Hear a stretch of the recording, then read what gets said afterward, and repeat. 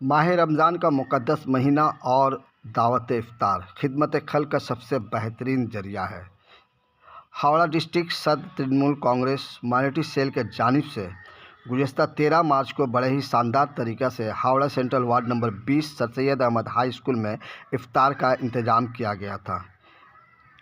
इस प्रोग्राम के रूबेरवा हावड़ा डिस्ट्रिक्ट सदर तृणमूल कांग्रेस के माइनॉरिटी सेल के प्रेसिडेंट शेख सज्जाद हुसैन इस पूरे प्रोग्राम में पेश रहे और उन्होंने हर एक आने वाले अपने कार्यकर्ता और टीएमसी के लीडरान का ख़ास ख्याल रखा। यहाँ मेहमान खुसूसी के तौर पर लखनऊ से आए इमाम साहब भी मौजूद थे, जिन्होंने दुआ की इफ्तार के पहले और अमन के लिए दुआ मांगी गई। शेख सज्जाद हुसैन ने हमसे बातें करते हुए कहा कि हम फ़िरकापरस्त पार्टियों को पनपने नहीं देंगे। वेस्ट बंगाल माइनॉरिटी सेल के जनरल सेक्रेटरी इस्लामुद्दीन लाला ने भी दीदी की तारीफ़ करते हुए कहा कि हम दीदी के दिखाए हुए रास्ते पर चलने वाले राही हैं। हम हर धर्म का उत्सव मिलजुल कर मनाते हैं। यह हमारी गंगा जमनी तहज़ीब है। बंगाल के जो लोग बांटना चाहते हैं, हम उनका ख्वाब पूरा करने नहीं देंगे। उन्होंने कहा कि ममता अक्सरियत में आएगी, यह हमारा दावा है। बंगाल में अमन व अमान कायम रखने के लिए लीडरान ने कहा कि सेकुलर पार्टी का होना ज़रूरी है। दावत इफ्तार के मौके पर हावड़ा डिस्ट्रिक्ट के एमएलए रूप राय भी इस प्रोग्राम में शरीक हुए और सबों को उन्होंने मुबारक।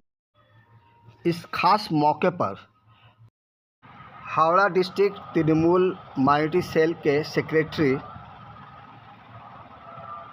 मुख्तार आलम बबलू टीएमसी ने क्या कहा, आइए सुनते हैं।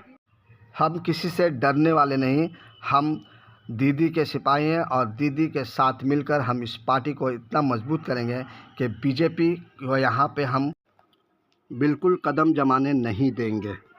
शेख सज्जाद हुसैन ने मेहमानों का ख़ास ख्याल रखते हुए सबों को उत्तरी भी पहनाई और सबों को मुबारकबाद दी कि वो इस मौके पर हाजिर होकर उनकी हौसला अफजाई की।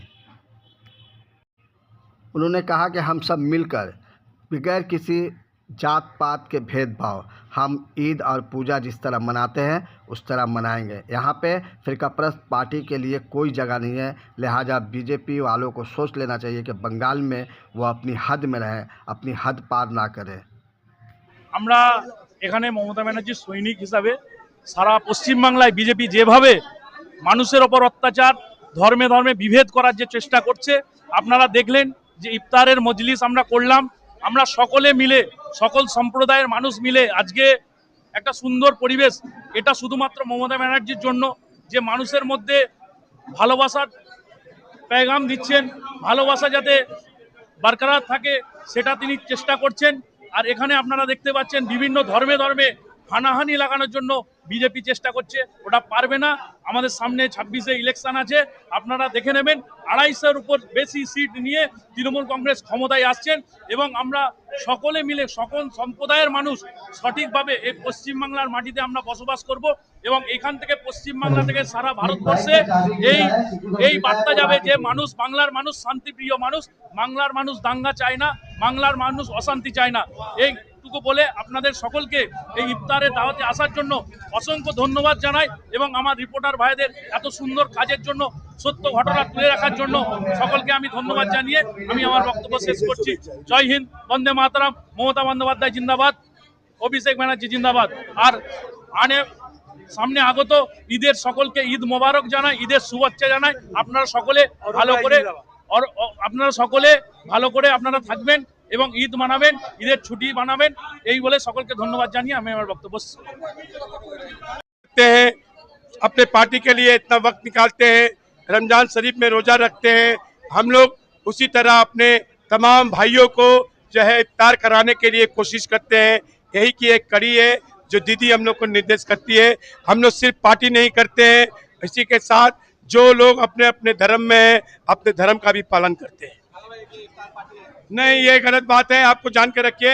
हर साल हम लोग, हमारे शकील भाई, हमारे पप्पू भाई, सलाउद्दीन भाई, जमील भाई, एमएस चैन, सज्जाद हुसैन और तमाम तर लोग तमाम तर लोग जो है हम लोग हर साल अपने पार्टी के बैनर के तले पे करते हैं, इफ्तार पार्टी दावत इफ्तार करते हैं और इंशाअल्लाह जब तक जिंदगी रहेगी तब तक हम लोग करते रहेंगे।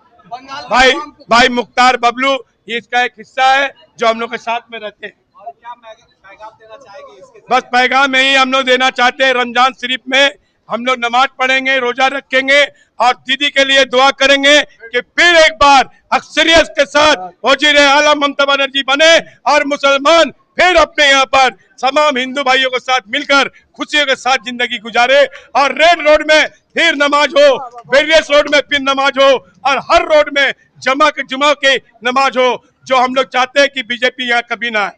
सामने चुनाव है, क्या अपील करेंगे? अपील एक ही है कि हर केंद्र में तृणमूल के उम्मीदवार को जिताना है। और ইফতার পার্টি যখন থেকে তৃণমূল হয়েছে, জন্ম হয়েছে, সরকার নেই, জন্ম হয়েছে, তখন থেকে দিদি ইফতার পার্টি করার জন্যে আমাদের দলকে বলেছে ইফতার পার্টি করার জন্যে। হিন্দু মুসলিম শিখ ইসাই সবাইকে নিয়ে চলতে বলেছে আর সব ধর্মে যত প্রোগ্রাম আছে আমরা সব মিলিয়ে মাসে ওই প্রোগ্রামটা করি, প্রতি বছর করি। আমি 20 বছর দিয়ে আমি আছি, লাগাজ আছে, অনেক বছর দিয়ে আমরা প্রোগ্রাম করছি। बंगाल के अकलियत जो है वो डरे सहमे हुए हैं, उन्हें क्या मैसेज देंगे आप? डरने की कोई बात नहीं है। सबसे पहला बात मैंने पहले भी बोला आप लोगों को और अभी बता रहा हूँ, डरने की कोई बात नहीं है।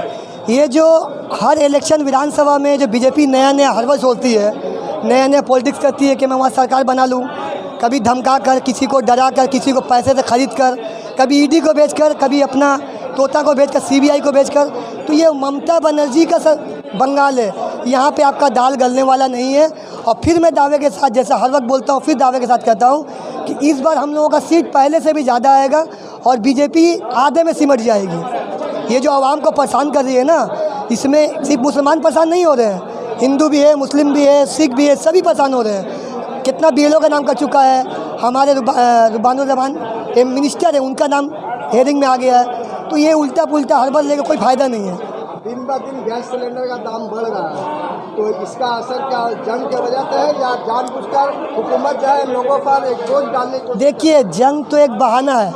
अभी हम लोगों का इतना स्टॉक है हिंदुस्तान में, तेल अभी मीडिया ने नेशनल न्यूज़ में बताया था 45 दिन का तेल स्टॉक है, फिर भी मैं तेल का दाम क्यों बढ़ाया जा रहा है, 1 रुपये ज़्यादा क्यों लिया जा रहा है? तो ये सब सेंट्रल गवर्नमेंट का काम ही है, उल्टा पुल्टा करना।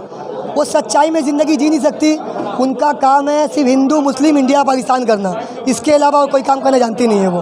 कल ब्रिगेड में पीएम मोदी आ रहे हैं, मोदी जी आ रहे हैं तो क्या करेंगे आके? वो पैसा दे के बुलाएंगे लोग को, एक एक आदमी 5-5। हम लोग तो ज़मीनी नेता है ना, हम लोग हर स्टेट हर ज़िला घूमे हुए हैं बंगाल का। उनके लोग कैसे आते हैं हमें पता, आपको ही पता है। 500 रुपये देते हैं, पिकनिक मनाने लोग आते हैं, वो घूम के चले जाते हैं। कोई फ़र्क नहीं पड़ने वाला है, मोदी जी आए जाए कोई फ़र्क नहीं पड़ने वाला है। शुक्रिया।